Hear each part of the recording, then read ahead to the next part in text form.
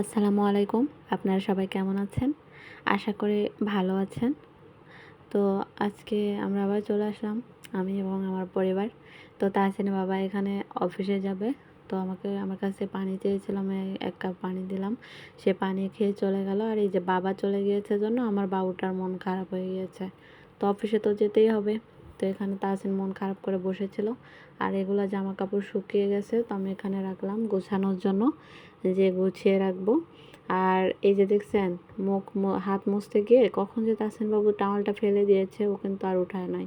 তো আমি উঠিয়ে রাখলাম। তো আমার কাছে এসে বলতেছে, আম্মু আম্মু আমাকে একটু কোলে নিবা? তো আমি বললাম যে আসো।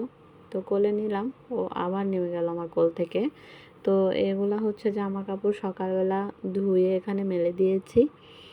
তো আরও জামা কাপড় আমি এই যে দেখতেছেন তো, যে বেডশিট উঠাইছি, কিন্তু এগুলা বেডশিট এখানে যেগুলো ছিল এগুলো উঠাইছি ধোয়ার জন্য, যে পরিষ্কার করব।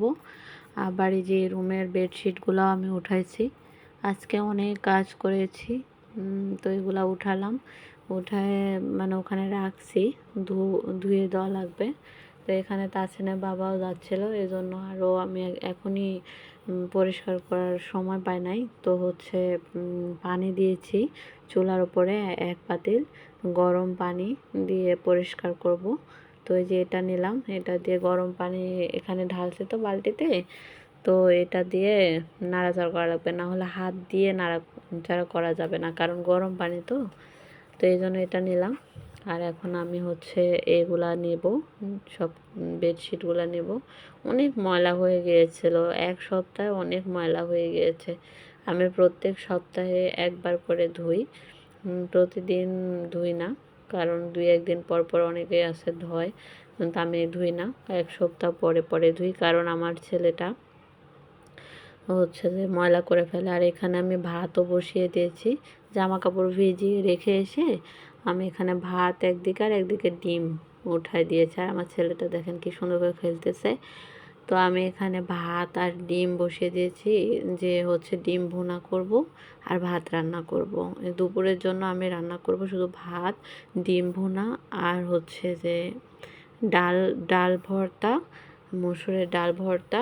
আর হচ্ছে যে তরকারি আছেই আমার, একটা তরকারি সকালের, সেটা হচ্ছে আলু দিয়ে শুটকি দিয়ে রান্না করেছিলাম, ডাঁটা আলু আর শুটকি দিয়ে রান্না করেছিলাম। তো ওই তরকারিটা আছেই। তো এই জন্য আমি ভাবলাম যে এখন ডিম ভুনা করে নেই, আর ডাল ভর্তা করে নিই। এই যে ডাল, এই ডালটা আমি এখন ভর্তা করব। তো ডাল ভর্তা কিন্তু গরম ভাতের সাথে অনেক মজা লাগে খেতে। আর হচ্ছে ডিম ভুনাটাও আমার অনেক পছন্দের। আর এখানে আমার বাবুটা আমাকে বলতেছে, আম্মু আম্মু আসো আমরা টাপাটুপ খেলি। টাপাটুপ খেলা কি আপনারা অনেকেই বোঝেন না। টাপাটুপ হলো ও লুকাবে আর আমি ওকে খুঁজে বের করব। তো ও কিন্তু অলরেডি লুকিয়ে গেছে, আমি ওকে খুঁজে পাচ্ছি না। তো আমি ওকে বলতেছিলাম, বাবা তুমি কোথায়? যে এখানে এসে বারান্দায় এসে লুকিয়েছিল। তা আবার লুকাচ্ছে, বলে যে আম্মা আমি আবার লুকাইলাম, তুমি আমাকে খুঁজে বের করো।